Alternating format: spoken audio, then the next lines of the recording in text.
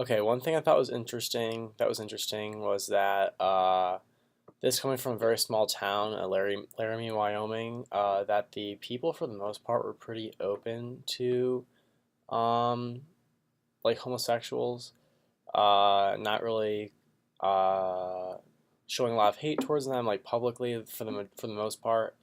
And this coming from Wyoming being a very conservative, religious state, I just found that interesting that the majority of the people that they interviewed in the play were pretty open to like Matthew's lifestyle, as long as it really didn't interfere with theirs, just like mind your own business sort of thing.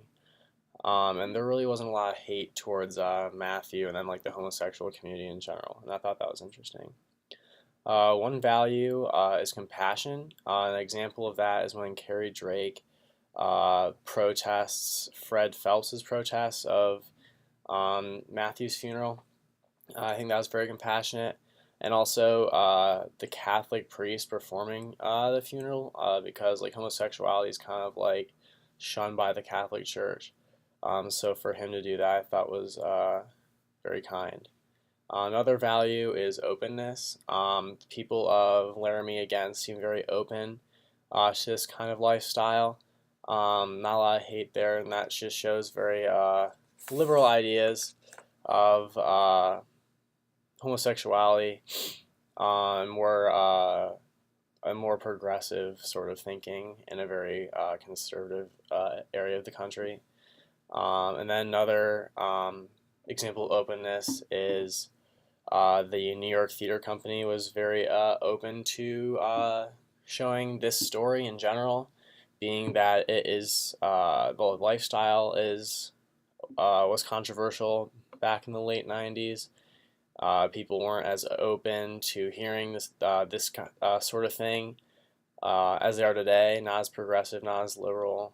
Um, homosexual community has come a long way in those 20 years, so I think that it was very open of them to share this story. And one thing I thought was I had to research was the fence, and I thought this was like symbolic of like the divide of ideals in America. How these like separate different groups of people and different ways of life and create more divide and more issues.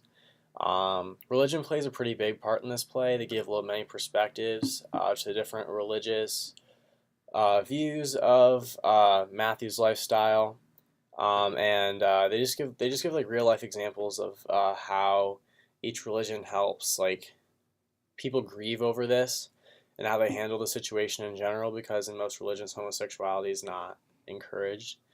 And three storytelling techniques in this play were interviews, jumping different sets, and having many characters, which didn't allow for a lot of like deep relationships to be formed with those characters. And these many perspectives made this play a lot more informational and entertaining, and I thought that was very effective. And two questions I have are: is the episodic structure more effective in this case? And is religion a necessary aspect to this play?